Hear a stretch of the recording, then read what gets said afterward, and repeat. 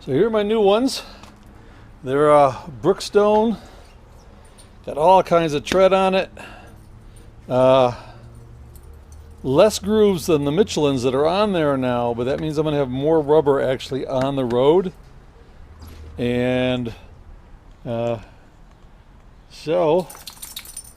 these are 16 ply, so a nice tough tire, and we'll get onto that. Okay, so anybody wanted to know what the inside of air brakes look like for a bus, this is them. It pivots on this, and this is what they call the S-cam. So when the brakes go, we're gonna my son's gonna hit the brakes anytime, Sean, and you see how that turns. And because this is backed off, all right, yep, see how I pushed it and set the brake. So we've got it backed off right now so we can get the drum off. And if anybody's looking at their brakes, see this line right here? Normally when I looked at a new pair, it was almost twice as thick, and that's the wear line. It gets down to that. I need to start thinking about replacing these. So okay, so I went to the Bluebird place, called them up. They gave us, or my son called them up, they gave him a quote of $100 a set. I went in, I told them to order 4, thinking it was going to be $400 for the whole thing. Went in, they only ordered 1 set, and they tried to charge me $100 per pad, or per shoe. And yeah, no way, I'm spending $800 there. Now, if you can, I don't know if you can see this, but this 4709 or 4707 or 4702 or 4702, those are standard brakes on the big rigs. So Bluebird is trying to charge me a price for theirs where I can go to Freightliner or probably pretty much any other big rig supply place and buy a set for, what'd you say? $41 to $50. $41 to $50. So for half of what Bluebird wanted to charge for 1, I could have got 2. So, which I may do. We'll see. Yeah, so be careful. It's like buying from any dealer. They're going to charge you an arm and a leg when really all they needed was a couple of fingers, maybe just 1.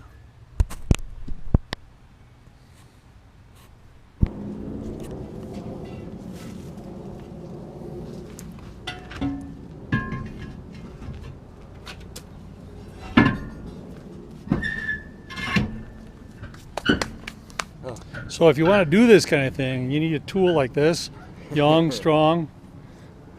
Something like that. Feed them beer. And don't steal his girlfriend, you're all set.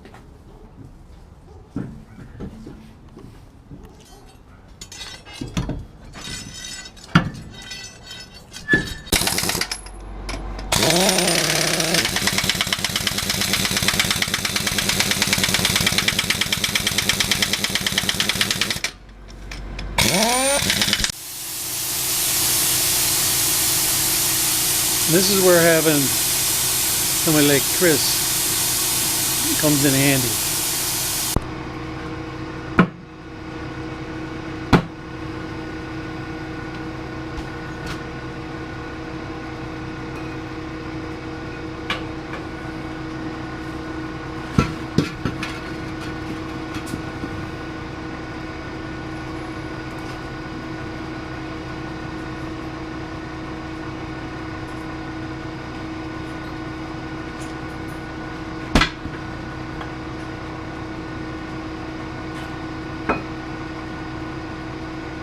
like you've done it before.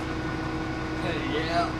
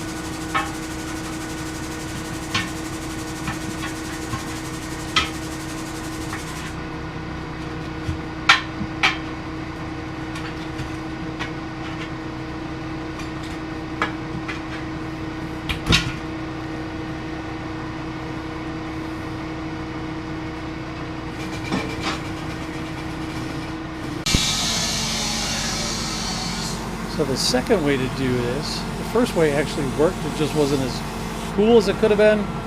But the second way is with this.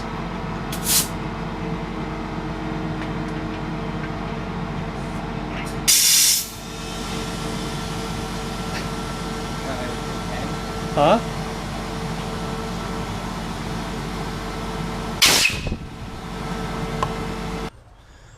Okay, so it's the next morning. By the time we got the new tires on, get everything back together, it was pretty dark out, so I couldn't really film, but just to get an idea.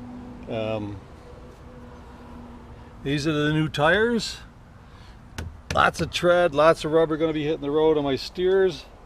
We decided on the rear ones that they're good for now, and same with the brakes. There's plenty of wear left on them. I should be able to be fine for the next year. So get that done, and I get things put back together. I get back on the road. So in this stop, we did that. What I didn't show you was I did an oil change, and oh yeah, put the boxes on. That was the last video. So back on the road, and see you later, YouTube.